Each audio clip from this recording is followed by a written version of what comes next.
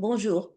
Dans cette vidéo, nous allons parler de l'utilisation des RIFLIP pour pouvoir suivre les maladies héréditaires dans les familles, c'est-à-dire savoir qui sont les individus qui sont vraiment malades, qui sont les individus qui ne montrent pas de symptômes pour la maladie, mais qui sont porteurs de l'allèle ou du gène de la maladie, et quelles sont les possibilités de voir cette maladie dans les enfants des parents qui sont porteurs du problème génétique ou qui sont effectivement malades. Mais avant de commencer tout ça, nous allons vous rappeler de ce que le terme ou l'abréviation RIFLIP veut dire. Euh, alors, le R indique restriction et F indique le mot fragment et PL indique polymorphisme. Et morphisme veut dire configuration ou conformation et poly veut dire plusieurs. Donc, encore une fois, nous vous rappelons que RIFLIP, ce sont des fragments de restriction polymorphiques, c'est-à-dire ce sont des fragments d'ADN qui résultent du découpage de certaines séquences de l'ADN en utilisant les enzymes de restriction, les endonucléases de restriction, et vous pouvez vous référer aux vidéos précédentes qui parlent de ces enzymes-là qui sont très importants dans le processus de génie génétique et la biologie moléculaire et le clonage de l'ADN recombinant. Ici, par exemple, nous vous montrons encore une fois un diagramme qui vous montre l'ADN non codant. Et on a dit, on a expliqué plusieurs fois que l'ADN non codant, c'est l'ADN qui ne code pas pour des aminoacides et alors il ne code pas pour des chaînes polypeptidiques et qui n'est pas exprimé en protéines. Mais le fait qu'il ne soit pas exprimé en protéines ne veut pas dire que cet ADN non codant n'est pas fonctionnel.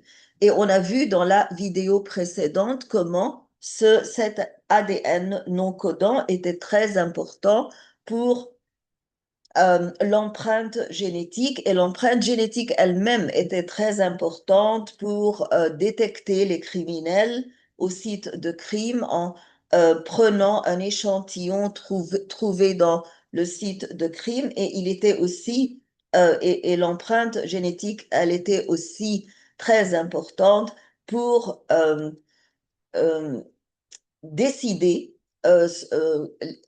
les conflits pour prendre une décision en ce qui concerne la paternité d'un certain enfant. Parce que parfois, euh, le père donc ne veut pas approuver qu'il est le père biologique ou un certain homme ne veut pas approuver qu'il est ou avouer qu'il est le père biologique d'un certain enfant. Et ici, on va utiliser ces RIFLIP pour pouvoir donc poursuivre une certaine maladie héréditaire dans une famille et savoir quelle est la probabilité ou le pourcentage d'avoir des enfants qui portent le gène de la maladie ou qui sont vraiment malades. On a aussi dit que les ADN non codants sont répétitifs, c'est-à-dire que ici, par exemple, sur les 4 chromatides, nous avons la même séquence, mais elle est répétée ici 5 fois, elle est répétée sur l'autre chromatide euh, 2 fois, ici 3 fois et ici 4 fois. Et ça prouve le polymorphisme ou la longueur différente. Et quand on a coupé ou découpé ces séquences répétées non codantes, on a eu des segments ou des fragments de restriction polymorphique. Et quand on utilise le gel électrophorèse, on peut donc les comparer en comparant la vitesse des bandes euh, qui vont circuler avec ou se transporter avec une vitesse différente dans le gel selon leur longueur et donc seront selon leur masse. Mais en faisant ça, nous obtenons bien sûr une empreinte génétique et on vient de dire dans la vidéo précédente que l'empreinte génétique varie d'une personne à une autre et qu'il n'y a pas deux personnes sur cette terre qui ont exactement la même empreinte génétique, c'est-à-dire qui n'ont pas exactement le même motif ou pattern, comme on dit en anglais.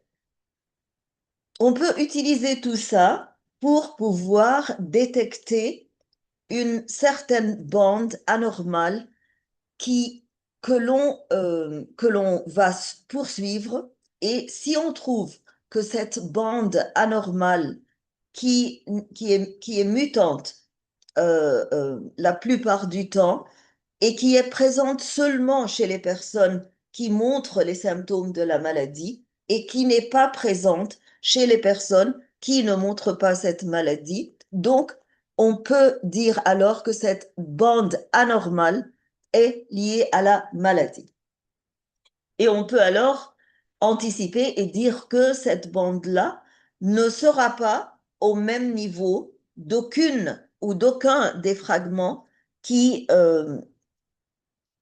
circulent dans le gel électrophorèse. C'est-à-dire, si ça, c'est le gel, c'est le motif ou l'empreinte génétique de l'individu numéro un, disons par exemple le père, et de l'individu numéro 2, disons par exemple le fils, et que nous avons d'autres motifs ou d'autres empreintes génétiques d'autres individus dans la famille. Donc, s'il y a une personne avec une empreinte génétique qui montre une bande qui n'est pas présente chez n'importe qui de la famille et que l'on séquence et on voit qu'elle a une séquence anormale et qu'elle est présente dans toutes les personnes malades et pas présente dans toutes les personnes saines, qui ne montre pas la maladie. Donc, cette bande-là sera spécifiquement liée à la maladie. Donc, comme d'habitude, le processus est très simple. On va extraire l'ADN d'une des cellules somatique de ces personnes-là. On va amplifier l'ADN en utilisant la réaction en chaîne polymérase qui est très rapide, où on peut, comme on l'a expliqué dans des vidéos précédentes, on peut obtenir des copies, des millions de copies fidèles exactes du segment cible que l'on veut ou le segment en question.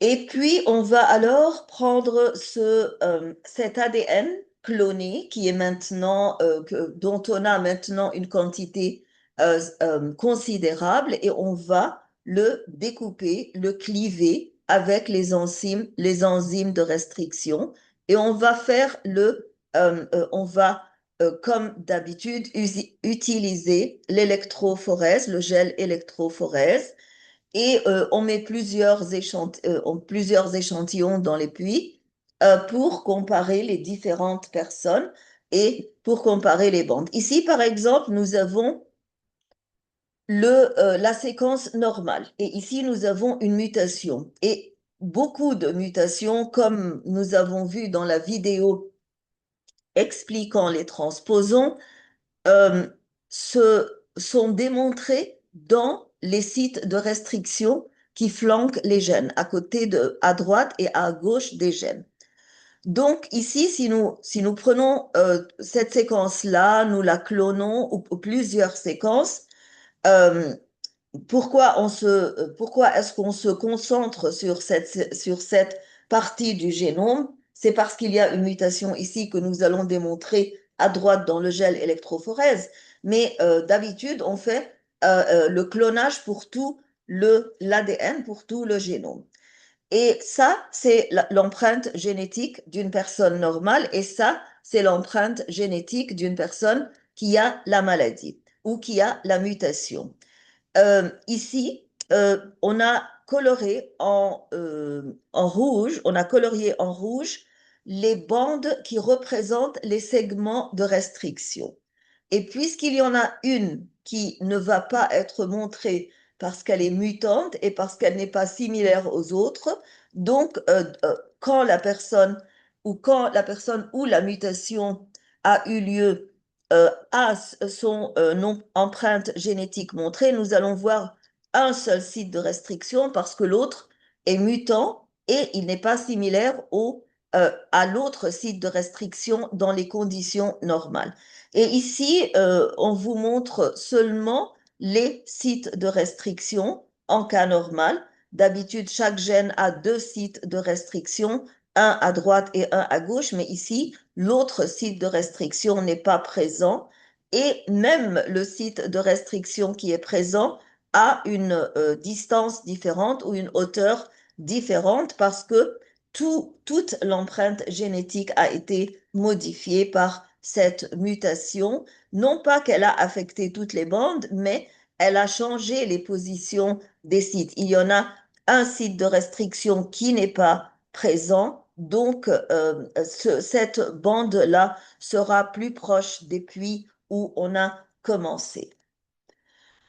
C'est un peu difficile à imaginer et les détails seraient très compliqués si on les expliquait. Donc, l'essentiel, c'est de comprendre que les reflips sont importants. Les reflips, bien sûr, avec le clonage, avec le gel électrophorèse, sont importants pour détecter et poursuivre ces anomalies génétiques. Et donc, ces séquences-là seront des marqueurs génétiques qui nous permettront d'identifier les personnes porteuses de la maladie.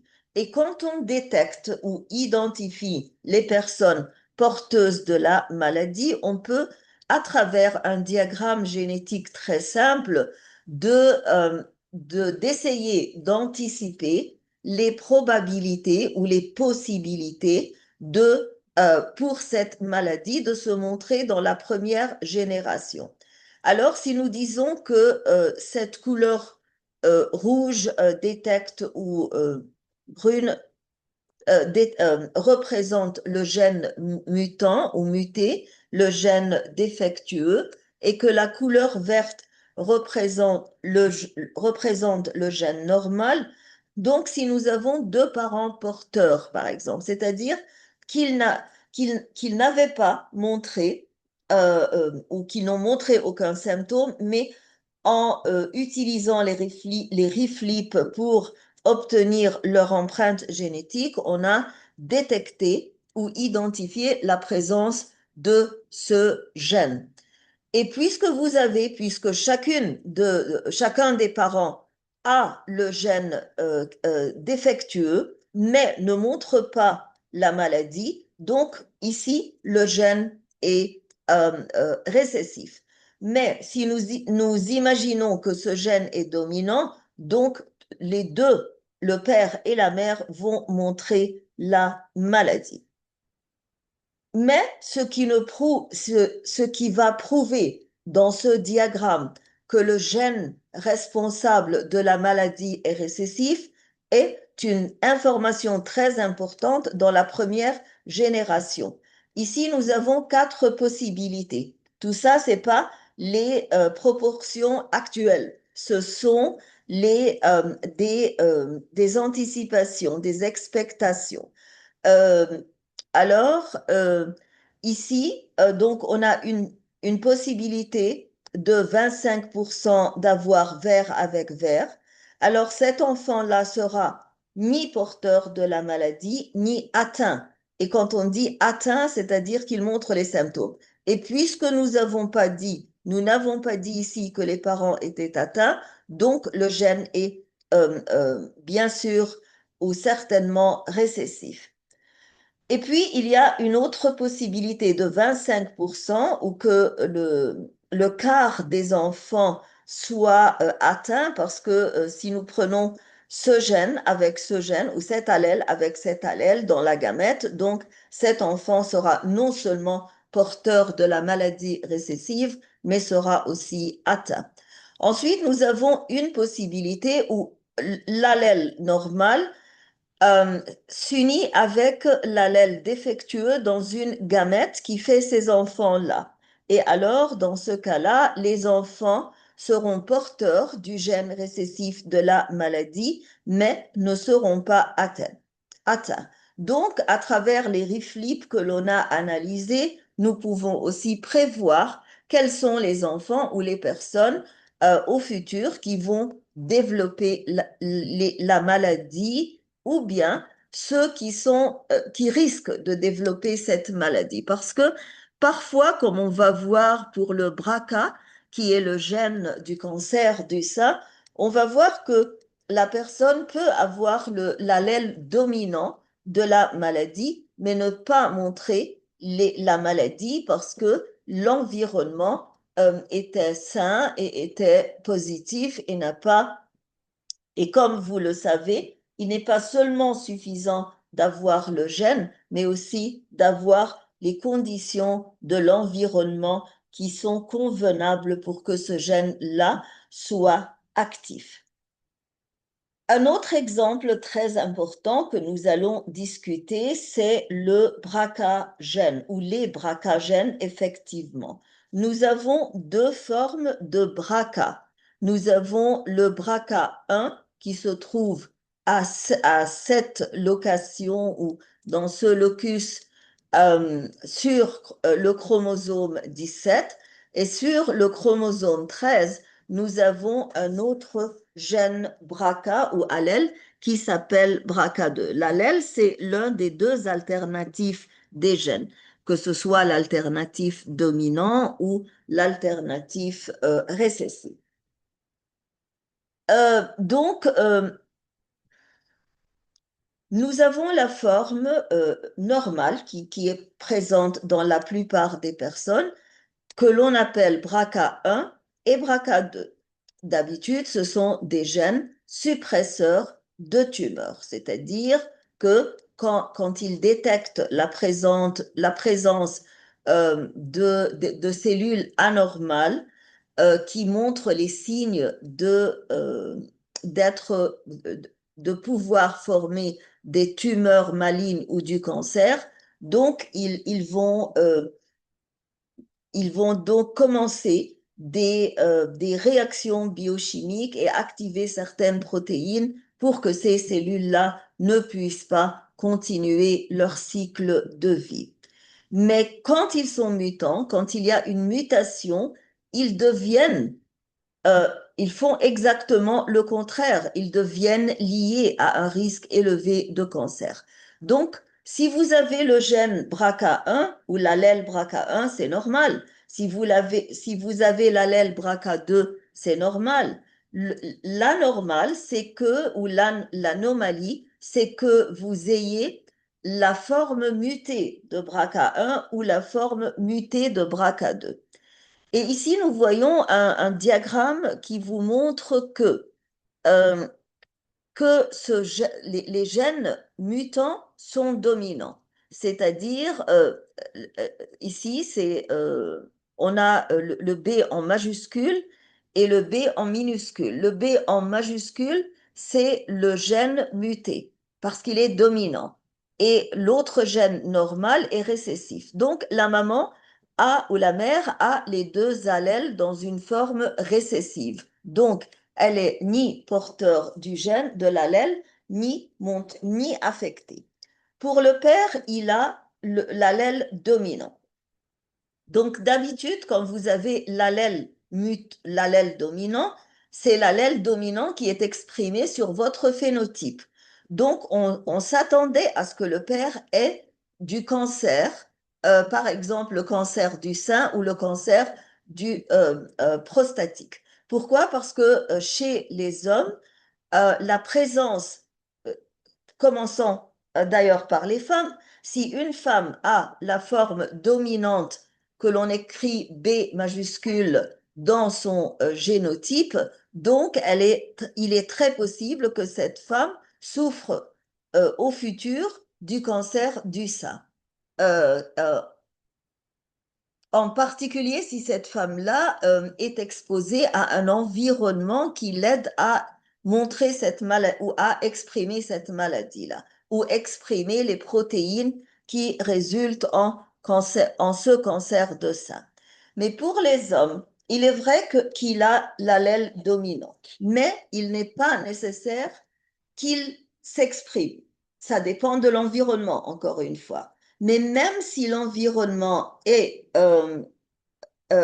pas favorable, il n'est pas nécessaire qu'il souffre de cancer du sein.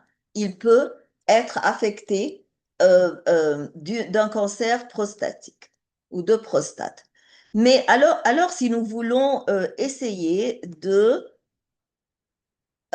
penser à la première génération, donc ici nous avons eu, cet homme-là va avoir une gamète avec l'allèle dominant et une gamète avec l'allèle récessif, donc deux types de gamètes. Mais la femme, elle, la mère, elle aura un seul type de gamète qui va contenir seulement l'allèle récessif. Donc, on a deux possibilités, c'est-à-dire que ici, nous avons deux possibilités de gamètes et une possibilité de gamètes pour la femme.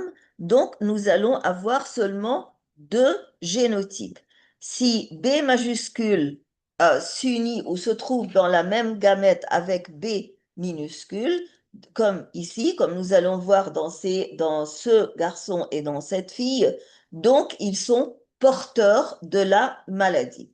Le terme porteur est d'habitude utilisé pour l'allèle récessif parce que l'allèle dominant masque son exprimation. Mais ici, on peut aussi dire porteur, c'est-à-dire qu'il a le gène dans son génome, mais pas nécessairement, mais il ne montre pas nécessairement la maladie, les symptômes, parce que, et dans ce cas, donc, on l'appellerait porteur, malgré que, ou bien que le gène soit dominant, parce que on a besoin de conditions environnementales très défavorables pour que la maladie se montre. Pour ce garçon et cette fille, c'est-à-dire pour 50% des enfants, il n'y a pas de risque. Ils ne sont ni porteurs de la maladie, ni atteints par la maladie. Donc, une mutation du gène BRCA1 va se transmettre effectivement selon un mode autosomique dominant. Nous avons expliqué dominant, mais est-ce que autosomique est importante? Oui, parce que cet allèle BRCA ou ce gène se trouve sur un chromosome autosomique, c'est-à-dire qu'il n'est pas relié au sexe chromosome ou au chromosome de sexe. Le chromosome X et le chromosome Y. Est-ce que c'est important?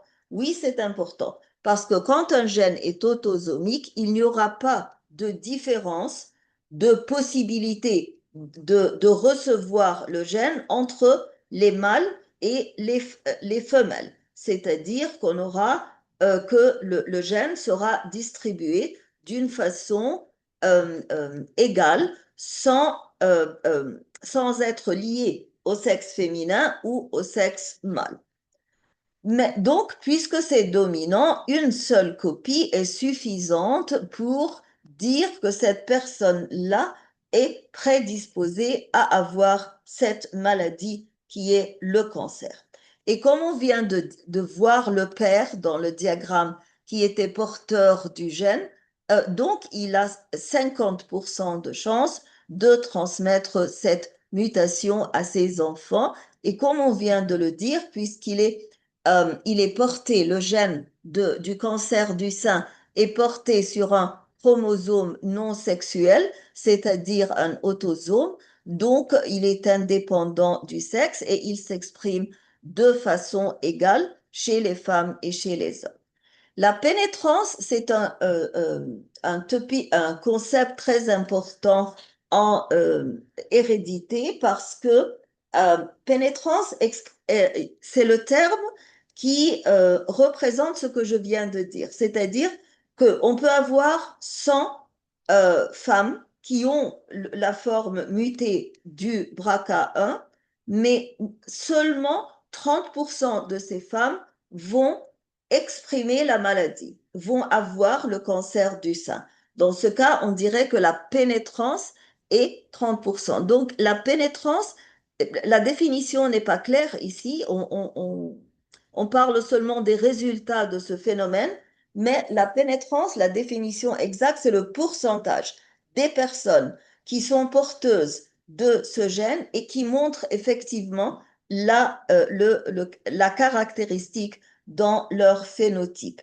Donc, le fait d'hériter, et ça va réassurer beaucoup ou rassurer beaucoup de femmes qui sont porteuses de ce gène ou qui ont une histoire de famille qui est positive pour le cancer du sein. Le fait que vous avez hérité la mutation ne va pas nécessairement entraîner systématiquement l'apparition de ce cancer.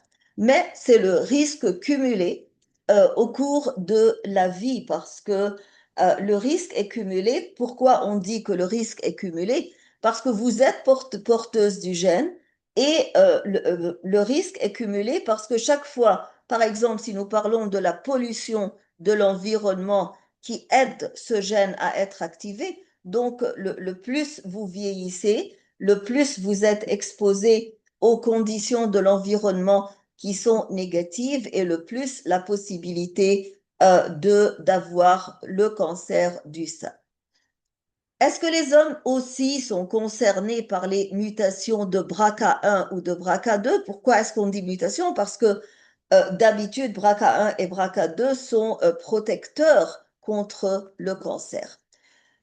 Comme nous avons vu dans le diagramme, oui, les hommes peuvent hériter soit BRCA1 ou BRCA2, et s'ils sont porteurs, s'ils sont hybrides ou hétérozygotes, donc ils peuvent transmettre ce gène de cancer muté à 50% de leurs enfants. Mais le risque de développer le cancer en général dans les hommes qui ont ces gènes mutés BRCA1 et BRCA2 est bien moins élevé dans les hommes que dans les femmes. Et même quand ils souffrent de cancer, même quand ces gènes mutés-là sont exprimés, ils vont résulter en, tout d'abord en cancer de prostate et puis euh, deuxième place cancer du sein masculin et troisième place cancer de pancréas. Donc si les BRCA1 et BRCA2 mutés sont liés dans les femmes au développement du cancer du sein, chez les hommes, c'est pas le cancer du sein qui est le premier risque, mais le cancer de la prostate. Tout d'abord, le cancer du sein masculin et puis le cancer du pancréas. Parce que le cancer du prostate est une possibilité très possible, très attendue. Donc, on doit utiliser quelque chose de très important, une analyse de sang très importante qui s'appelle PSA, Prostatic Antigen en anglais.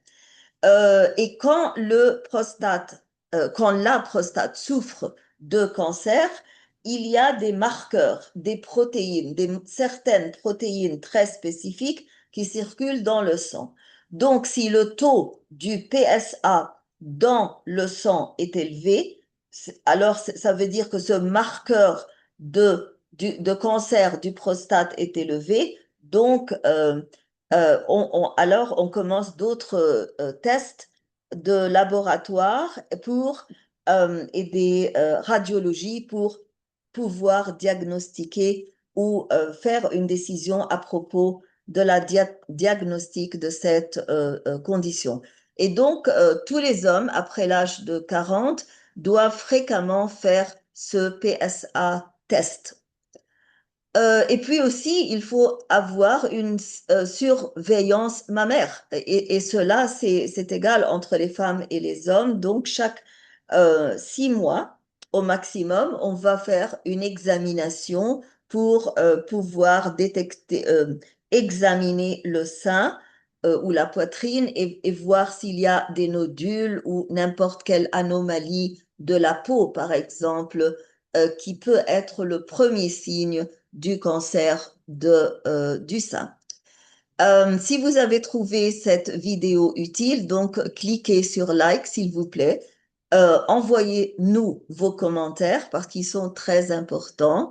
Inscrivez-vous ou abonnez-vous à la chaîne si vous ne vous êtes pas encore abonné et partagez cette vidéo avec vos collègues, vos camarades de classe. Et nous allons nous rencontrer dans une vidéo suivante pour parler d'un sujet très important qui est l'ADN complémentaire. Merci et à bientôt.